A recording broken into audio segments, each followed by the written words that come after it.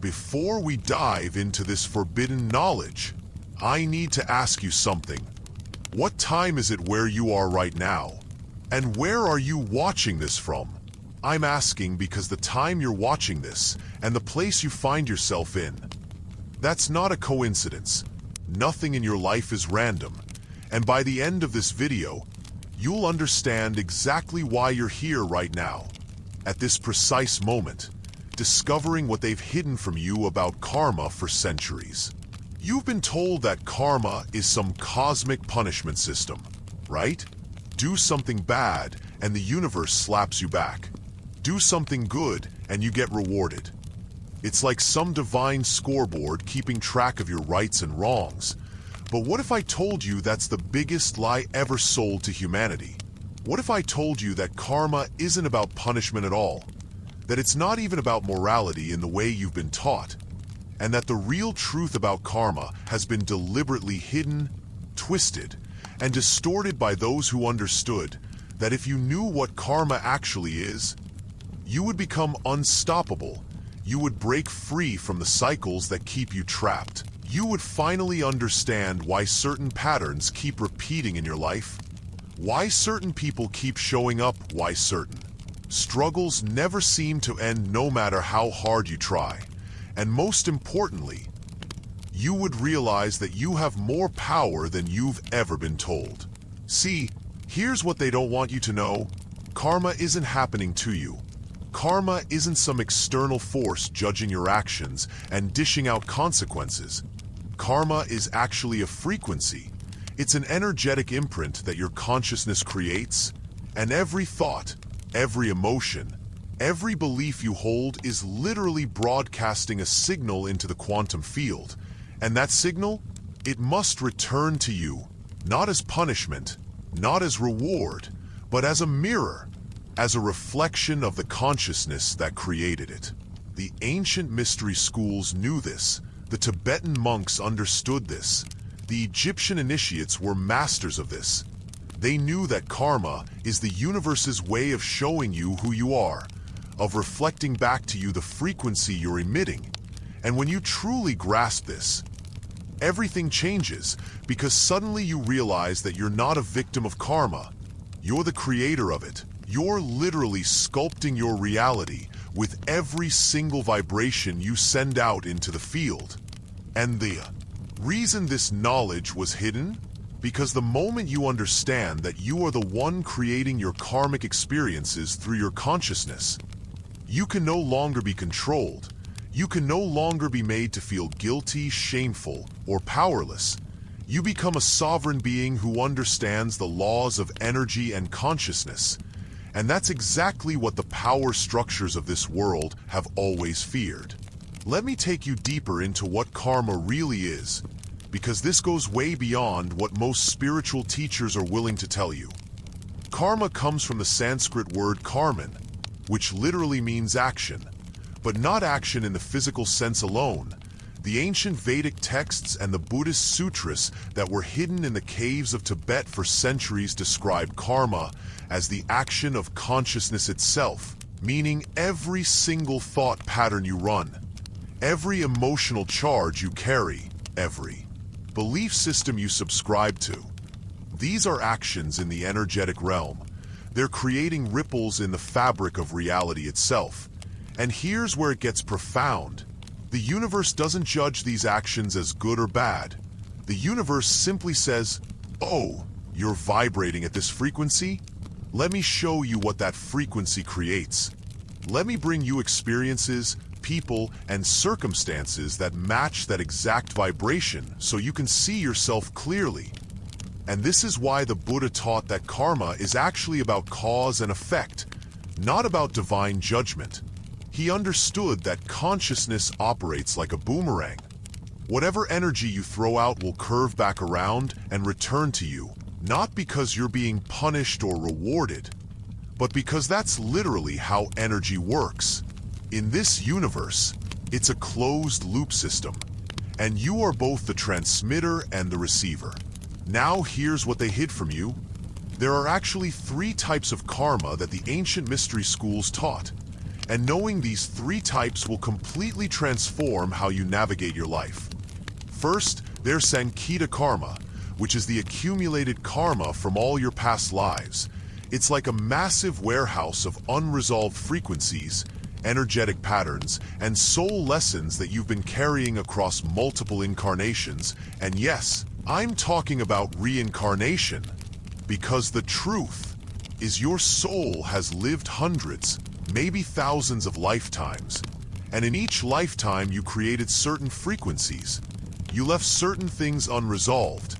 You formed certain attachments and aversions, and all of that got stored in your soul's energetic blueprint.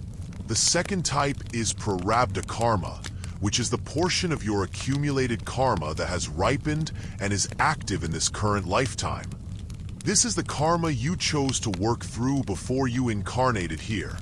Because yes, you chose your parents, you chose your circumstances, you chose the challenges you would face, not because you're a masochist, but because your soul is on a mission of evolution.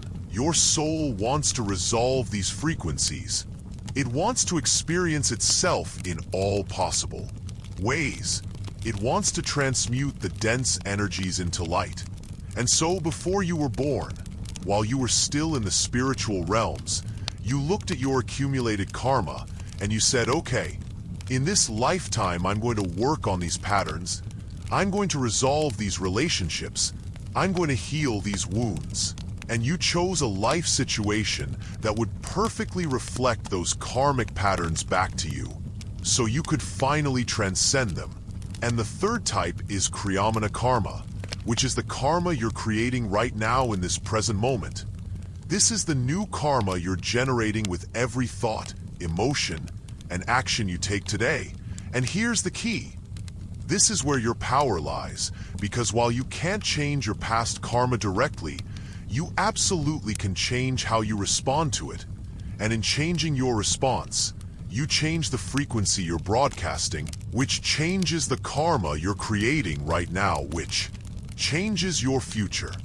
Do you see how powerful this is? The ancient Egyptian mystery schools took this understanding even further. And what I'm about to tell you was only taught in the deepest levels of initiation. In the temples of Karnak and Luxor, the high priests understood something absolutely profound about karma and the soul. They knew that the human soul, what they called the BA, doesn't just passively experience karma. The soul uses karma as a tool for alchemical transformation. They understood that every karmic experience you go through is actually an opportunity to transmute lower vibrational energies into higher frequencies, to turn lead into gold, not literally, but energetically and spiritually. The Hermetic principle of as above, so below, that comes from the Emerald Tablet of Thoth, that's directly related to karma. It's telling you that the outer world is a reflection of your inner world, that your external experiences are mirrors of your internal consciousness. And when you change what's happening within, the without must change to match it. This is law. This is how the universe operates. It's not mystical wishful thinking. It's physics at the quantum level. It's the observer effect. It's the double-slit experiment. It's everything modern science is now discovering that. The ancient mystics knew thousands of years ago. But here's what they really hid from you. Here's the truth that would completely shatter the control systems. Karma can be transcended, not by running away from it, not by denying it, not by trying to be perfect, but by raising your consciousness to a level where you're no longer identified with the karmic patterns, where you can observe them without being consumed by them, where you can witness the mirror without believing you are the reflection. The Tibetan Buddhist tradition has a practice called chod, where practitioners deliberately confront their deepest karmic fears and attachments. They go to charnel grounds. They meditate in terrifying places. They invoke the very demons and patterns they've been running from. And why?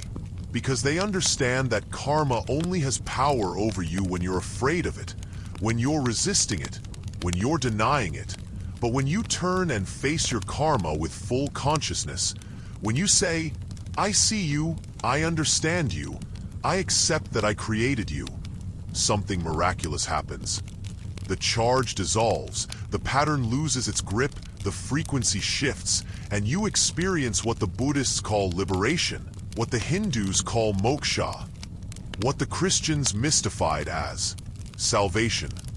It's all pointing to the same thing: freedom from the karmic wheel, freedom from the endless cycle of cause and effect, action and reaction, suffering and temporary pleasure. Now let me tell you something that's going to blow your mind about how karma actually operates in your daily life. Because this is where it gets practical. This is where you can actually use this knowledge. Every single person who shows up in your life is a karmic mirror. They're not random. They're not accidents. They're not just there. They are reflecting back to you something about your consciousness, something about your unresolved frequencies. And this is especially true for the people who trigger you the most, the ones who make you angry, frustrated, hurt, betrayed. Those people are your greatest teachers because they're showing you exactly where you still have karmic density, where you still have unresolved energetic patterns that need to be witnessed and transmuted. The ancient Vedic texts describe this as karmic bonds, or rina, and they teach that we incarnate in soul groups, the same souls playing different roles across multiple lifetimes. Sometimes your mother in this life was your daughter in a past life. Sometimes your worst enemy today was your best friend in another incarnation. Sometimes your soulmate in this lifetime was the person who betrayed you most deeply in a previous existence. And the reason these souls keep coming back together? Unresolved karma, unfinished business, frequencies that need to be harmonized, lessons that need to be learned. And the universe in its infinite intelligence orchestrates these meetings with perfect timing. You meet who you need to meet exactly when you need to meet them. You experience what you need to experience exactly when you're ready to learn from it. Even if it doesn't feel that way in the moment, even if it feels like chaos, like suffering, like, why is this happening to me? But here's the secret. It's not happening to you. It's happening for you. It's happening through you. You are the universe experiencing itself. You are consciousness exploring all possible expressions of itself. And karma is simply the feedback system that keeps the exploration moving forward. The Buddhist concept of dependent origination, or praditya samutpada, takes this even deeper. It teaches that nothing exists independently, that everything is interconnected through an infinite web of karmic causation. Meaning the thoughts you think right now are not just affecting your karma, they're affecting the collective karma of humanity. They're sending ripples through the entire field of consciousness. And this is why the ancient mystics took their spiritual practice so seriously. They understood that every time they raised their vibration, every time they transmuted a karmic pattern, every time they chose love over fear, forgiveness over resentment, consciousness over unconsciousness, they were literally helping to shift the karma of the entire planet. They were contributing to the collective awakening. And this is your responsibility too. This is why you're here. This is why you found this video. Because you're one of the ones who chose to wake up. You're one of the souls who volunteered to break the karmic chains not just for yourself, but for the entire human family. The Bodhisattva vow in Mahayana Buddhism captures this perfectly. It's the commitment to keep incarnating, keep coming back, keep working through karma until all beings are free, until every soul has remembered its true nature. And you might think, that sounds exhausting, that sounds like an eternity of suffering. But here's what you don't understand yet. When you reach a certain level of consciousness, when you truly embody the understanding that you are not separate from any other being, that their suffering is your suffering, that their liberation is your liberation, working through karma becomes joy. It becomes play. It becomes the most exciting adventure imaginable. because you're literally participating in the greatest transformation in cosmic history, the awakening of human consciousness from the dream of separation. Let me tell you about the shadow karma that nobody talks about. This is the karma that's hidden in your unconscious mind, the patterns that are running you without your awareness. And this is actually where most of your karmic creation is happening. Sigmund Freud and Carl Jung were actually touching on karmic principles when they explored the unconscious mind. Jung especially understood that the shadow contains not just repressed aspects of this life, but unresolved karmic material from previous lives. He studied the Tibetan Book of the Dead. He explored alchemy and Hermetic philosophy. He knew that what he was discovering about the psyche was directly connected to ancient spiritual wisdom about the soul's journey through multiple incarnations. Your shadow karma includes all the parts of yourself you've rejected, denied, pushed away, or failed to integrate across lifetimes. Maybe in a past life you were powerful and you misused that power. So in this life you have a deep fear of stepping into your power. You sabotage yourself, you play small, you let others control you. That's shadow karma. Maybe in another life you were wealthy and you became greedy, cruel, indifferent to suffering. So in this life you have a poverty consciousness. You feel guilty about having money. You can't seem to accumulate wealth no matter what you do. That's shadow karma. Maybe in yet another life you loved someone so deeply that losing them destroyed you. So in this life you're terrified of intimacy. You push people away before they can hurt you. You build walls around your heart. That's shadow karma, and the only way to resolve it is to bring it into consciousness, to shine the light of awareness on these hidden patterns, to feel the feelings you've been avoiding for lifetimes, to integrate the rejected parts of yourself, to forgive yourself for all the ways you've fallen short of your highest potential, and to choose differently moving forward. The Tibetan practice of Tonglen is one of the most powerful karmic purification techniques ever developed, and it directly works with shadow karma.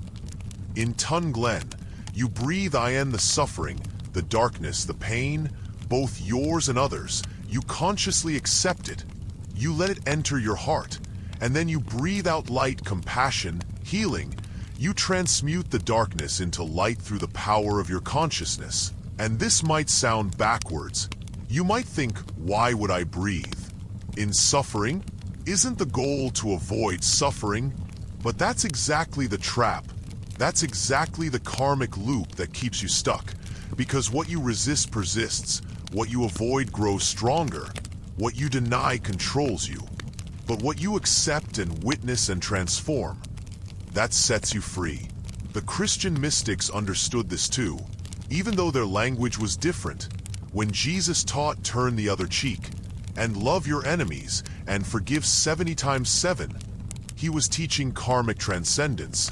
He was teaching that you break the karmic chain by refusing to react from the old pattern, by choosing a higher frequency response even when the karmic mirror is reflecting your deepest wounds back at you. And this is what true spiritual mastery looks like. It's not about being perfect. It's not about never making mistakes. It's about consciousness. It's about awareness. It's about seeing the karmic game clearly and choosing to play it differently. Here's another layer of truth they hid from you. Your physical body is carrying karmic information. It's not just your mind and emotions. Your cells are storing karmic memories. Your DNA is encoded with experiences from past lives. Your nervous system is running karmic programs. And this is why sometimes you have physical symptoms that don't have any medical explanation, unexplained pain, chronic tension, mysterious illnesses. Often these are karmic imprints manifesting in your physical form. The ancient Egyptian priests were experts at reading the body's karmic information. They understood that every scar, every birthmark, every physical characteristic was telling a story about the soul's journey. And modern research into epigenetics is actually starting to validate this ancient wisdom. Scientists are discovering that trauma and experience can be passed down through generations, that your grandmother's fears and your great-grandfather's wounds might be living in your cells right now, influencing your behaviors and choices in ways you never realized. But here's the empowering part. If karma can be stored in the body, it can also be released from the body through breath work, through movement, through somatic practices, through energy healing. You can literally discharge karmic density from your cellular structure. You can reprogram your nervous system. You can rewrite your body's story. And when you do this, miracles happen. Chronic conditions disappear lifelong. Patterns dissolve. You feel lighter, freer, more alive than you've ever felt, because you're no longer carrying the weight of unresolved lifetimes in your physical form. The concept of karmic debt is one of the most misunderstood and misused teachings in spirituality. And I need to set this straight, because this is where a lot of manipulation happens. You've probably heard people say, you must have bad karma from a past life. That's why you're suffering now. Or, you're paying off a karmic debt. You have to accept your suffering. And this is spiritual bypassing. This is using karma as a weapon to keep people in victim consciousness, to make them feel like they deserve their pain, like they can't change their circumstances, like they're powerless. And that's bullshit. That's not how karma actually works. Yes, you have accumulated karma from past actions. Yes, you chose certain challenges to work through in this lifetime, but, and this is crucial, karma is not a punishment, it's a teacher. It's not a debt that must be paid with suffering. It's a frequency that must be witnessed and transformed with consciousness. And the universe doesn't want you to suffer. The universe wants you to evolve, to grow, to remember who you really are. And sometimes that evolution requires you to face difficult situations. But the point is not the suffering itself. The point is what you learn from it, what you become through it, how you transmute it. The Bhagavad Gita addresses this beautifully when Krishna teaches Arjuna about nishkama karma, which means action without attachment to the fruits of action. It's teaching you to engage with life fully, to do what needs to be done, to respond to your karmic situations with consciousness and integrity, but without being attached to specific outcomes, without making your peace dependent on things going a certain way. And this is how you stop creating new karma. This is how you step off the karmic wheel even while you're still working through old patterns. You act from consciousness, from love, from your highest truth, and you release the results to the universe. You trust the process. You surrender to the intelligence that's orchestrating everything. Now let me reveal something that's going to completely shift your understanding of time and karma. Karma doesn't actually work in linear time the way you've been taught. The past, present, and future are not separate. They're all happening simultaneously in the eternal now. And this means that when you shift your consciousness in this moment, you're actually changing your past karma and your future karma at the same time. You're collapsing timelines. You're rewriting your story. You're literally becoming a different version of yourself in the quantum field. The ancient yogis knew this. They understood that consciousness exists outside of time, that your true self, your witness consciousness, is eternal and unchanging. It's watching the entire movie of all your lifetimes simultaneously. And when you access that level of awareness, when you identify as that consciousness rather than the character in the story, karma loses its grip on you. Time becomes fluid. Past lives can be healed from the present moment. Future potentials can be activated right now. And you realize that you've been free all along. You just forgot. You got lost in the dream. You identified with the karmic patterns instead of the consciousness that's experiencing them. Quantum physics is actually proving this.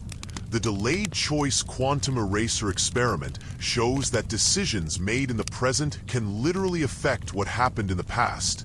The observer effect demonstrates that consciousness shapes reality at the most fundamental level.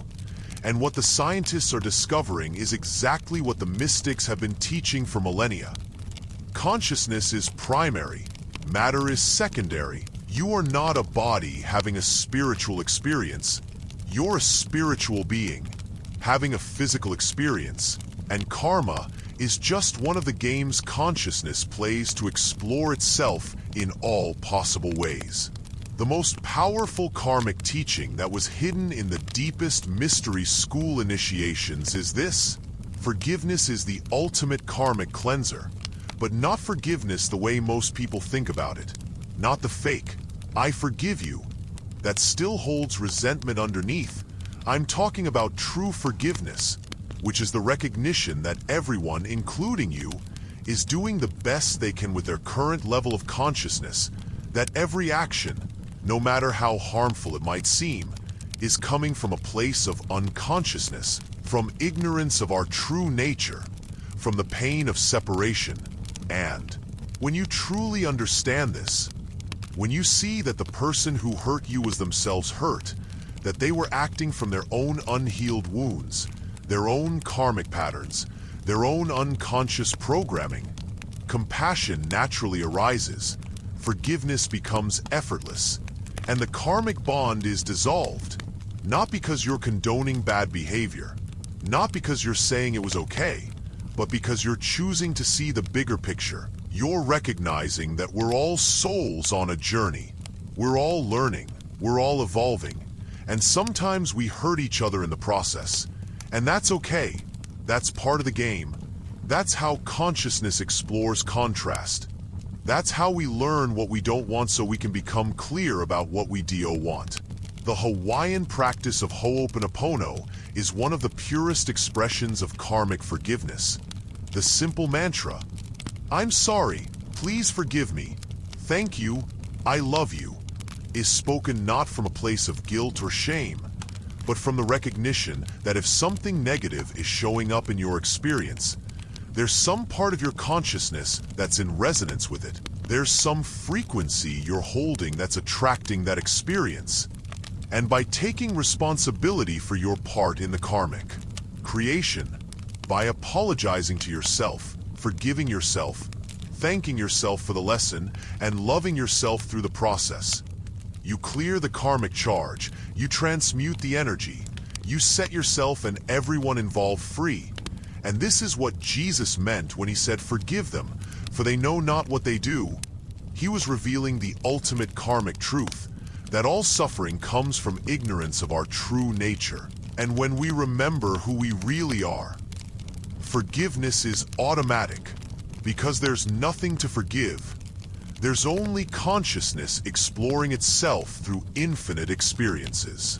Let's talk about karmic contracts and soul agreements, because this is where it gets really fascinating. Before you incarnated into this life, while you were still in the spiritual realms planning your journey, you made agreements with other souls. You said, "Okay, you'll play this role in my life, and I'll play this role in yours. We'll trigger each other, we'll challenge each other, we'll help each other grow." And some of these agreements are beautiful. They're about supporting each other's evolution, teaching each other about love, companionship, partnership. But other agreements? They're more difficult. They're about betrayal, abandonment, conflict, loss, because your soul knew that it needed to experience those things to learn certain lessons, to develop certain qualities, to resolve certain karmic patterns. And the soul who agreed to play the villain in your story, they loved you so much that they were willing to take on that difficult role. They were willing to be misunderstood, to be cast as the bad guy, to carry that karmic weight, just so you could have the experience you needed for your growth.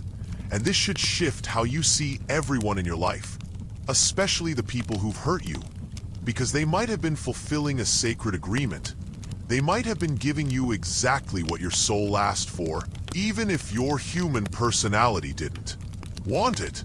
Now here's the really important part. These karmic contracts can be renegotiated. They can be completed. They can be released. You're not stuck in them forever if a relationship or pattern has served its purpose, if you've learned what you needed to learn, if you've grown in the ways you needed to grow. You can consciously release the contract. You can thank the person or situation for the lesson. You can bless it, and you can let it go.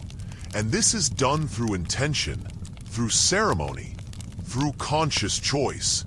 You literally speak to the soul level. You say, I honor the agreement we made. I thank you for playing your role so perfectly. I've learned what I needed to learn, and I now release this contract with love and gratitude.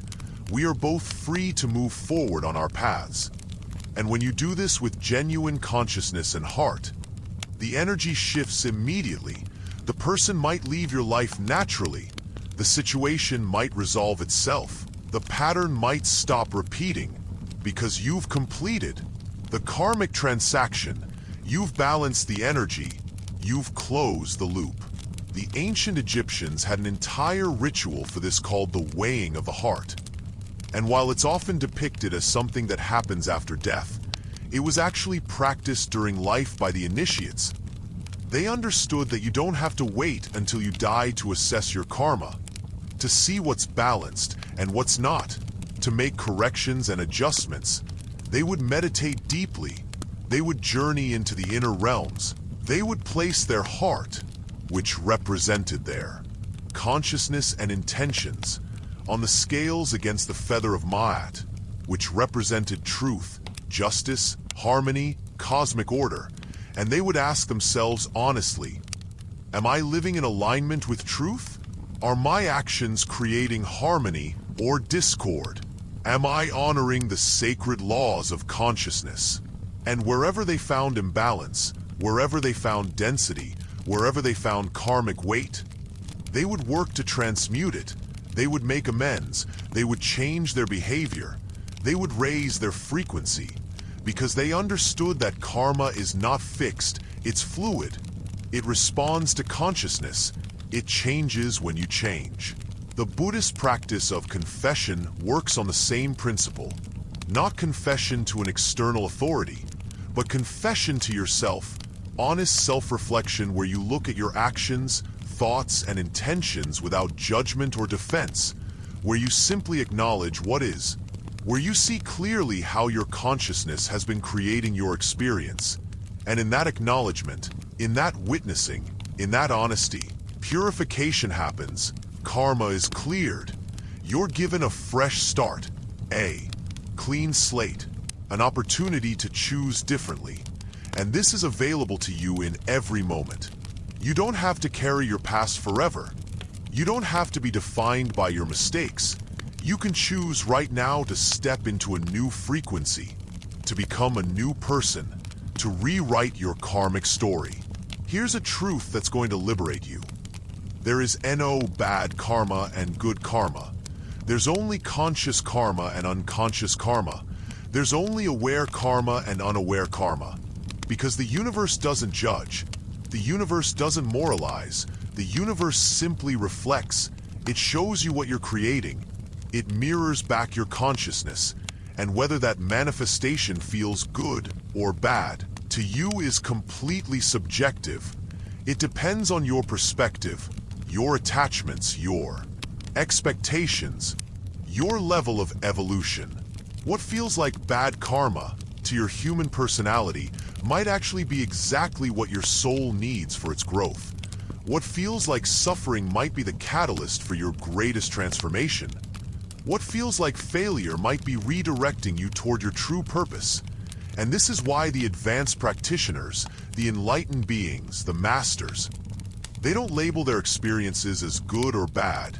They simply accept what is. They trust the process. They know that everything is happening for their evolution, not to owe them as punishment. And this doesn't mean they're passive. This doesn't mean they don't take action. They absolutely take action, but they act from consciousness, from clarity, from alignment with their highest truth, not from reaction, not from fear, not from unconscious karmic programming. The Stoic philosophers understood this. Marcus Aurelius wrote about accepting fate, not in a defeated way, but in an empowered way, recognizing that you can't always control what happens to you, but you can always control how you respond. And your response is what creates your next karma, your next experience, your next reality. This is where your power lives, in the space between stimulus and response. In that gap where consciousness can choose, where freedom exists, where you can break the karmic chain by choosing differently than you've ever chosen before. Now I want to address something controversial but absolutely true. You chose your parents, you chose your family, you chose your country, your culture, your body, your challenges, your traumas, all of it. You chose it before you were born. And I know this might be hard to hear, especially if you had a difficult childhood, especially if you suffered abuse or neglect or trauma. You might be thinking, why would I choose that? That doesn't make any sense. But hear me out. Your soul is not interested in comfortable. Your soul is not interested in easy. Your soul is interested in evolution, in growth, in expansion. And sometimes the greatest growth comes from the greatest challenges. Sometimes you need to experience the darkest night to appreciate the brightest dawn. Sometimes you need to feel completely broken to discover the indestructible essence of who you really are. And your soul knew this. Your soul looked at the karmic patterns you were carrying from past lives. It looked at the lessons you still needed to learn. It looked at the frequencies you needed to transmute. And it deliberately chose a life situation that would bring all of that to the surface, that would force you to confront it, that would give you the opportunity to heal it once and for all. This is what the Tibetan Buddhists call taking a precious human birth. They teach that being born as a human is an incredibly rare and precious opportunity, that there are countless souls waiting for the chance to incarnate, because a physical body is the ultimate tool for karmic resolution.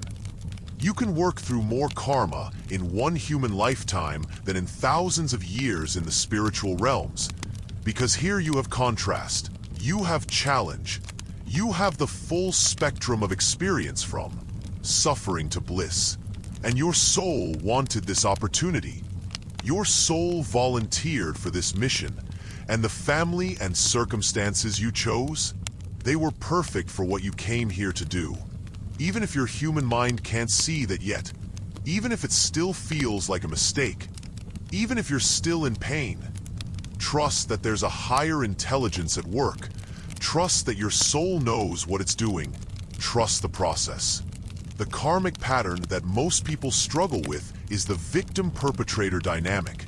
And until you understand this pattern, you'll keep recycling it lifetime after lifetime. In one life you're the victim, in the next life you're the perpetrator, back and forth, trapped in the karmic pendulum swing. And the only way to break this cycle is to transcend both roles, to stop identifying as either the victim or the perpetrator, to recognize that these are just roles consciousness plays. They're not who you are. Your true nature is beyond both. You are the witness. You are the awareness in which both experiences arise and dissolve. And when you access that level of consciousness, when you identify as that, the karmic loop is broken. You're free, you're liberated, because you've seen through the illusion. You've recognized that you were never actually trapped. You were just believing you were. You were just identified with the character instead of the consciousness. Playing the character. The Gnostic teachings speak of this as escaping the archons, the rulers of the material world who keep souls trapped in cycles of suffering and reincarnation.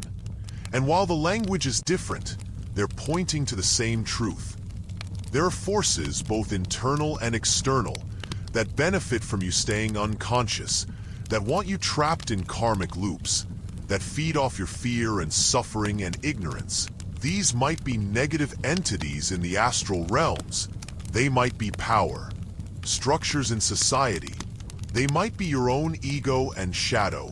but ultimately they're all expressions of the same thing. The force of unconsciousness, the resistance to awakening, the gravity of the karmic wheel, and your job, your mission, your purpose? It's to break free, to wake up, to become conscious, to stop feeding the cycle, to transmute the density into light. And every time you do this, every time you choose consciousness over unconsciousness, awareness over reaction, love over fear, you're striking a blow for the entire human collective. You're helping to shift the global karma. You're contributing to the Great Awakening. Let me give you some practical tools for working with karma in your daily life, because this knowledge is worthless if you can't apply it. First, awareness is your most powerful tool. Simply paying attention to your patterns, noticing when you're reacting from old programming, catching yourself in the middle of a karmic loop and choosing to respond differently. This is huge. This is where transformation begins, in the moment of noticing, in the gap between stimulus and response where consciousness can enter. Second, meditation is essential. You need a regular practice of sitting in silence, observing your mind, witnessing your thoughts and emotions without getting caught in them. This builds your witness consciousness. This strengthens your ability to see karmic patterns without being controlled by them. The Vipassana tradition teaches, observe without reacting. And that's literally the key to karmic transcendence. When you can watch your experience without being your experience, you're free. Third, shadow work is non-negotiable. You must be willing to look at the parts of yourself you've rejected, denied, hidden. You must be willing to feel the feelings you've been avoiding, to acknowledge the ways you've hurt others and yourself, to integrate the aspects of your psyche that are running you unconsciously. And yes, this is uncomfortable. Yes, it's confronting. Yes, it requires courage. But it's absolutely necessary for karmic clearing. You cannot heal what you won't acknowledge. You cannot transmute what you won't face. You cannot transcend what you keep denying. Fourth, conscious relationships are your karmic mirrors. Pay attention to the people who trigger you. Don't just react and blame them. Ask yourself, what is this person reflecting back to me about my own consciousness? What unhealed wound is being activated? What pattern am I being shown?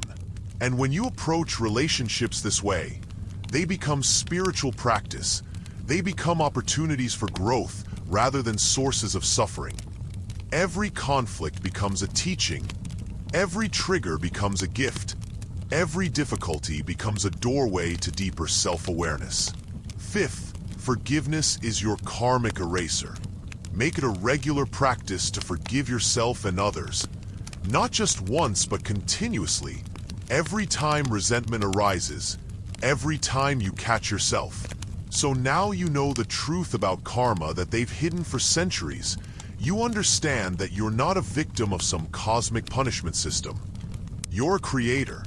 You're a sovereign being with the power to transmute any pattern, to shift any frequency, to rewrite any story. And the karma you're experiencing right now, it's just showing you who you've been so you can consciously choose who you're becoming.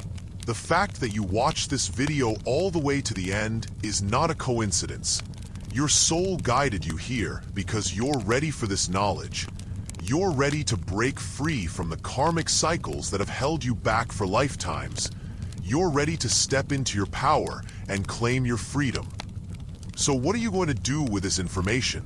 Are you going to go back to sleep, back to unconsciousness, back to blaming your circumstances?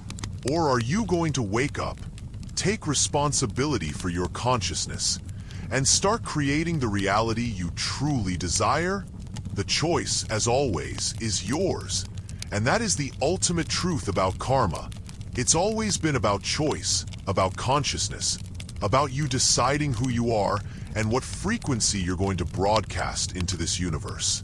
If this video resonated with you, if you felt the truth of these words in your soul, share it with someone who needs to hear this message. Drop a comment below about your biggest karmic breakthrough. And subscribe because we're diving even deeper into the forbidden wisdom that sets you free. Until next time, remember, you are the creator of your karma, you are the master of your destiny, and you have always been free.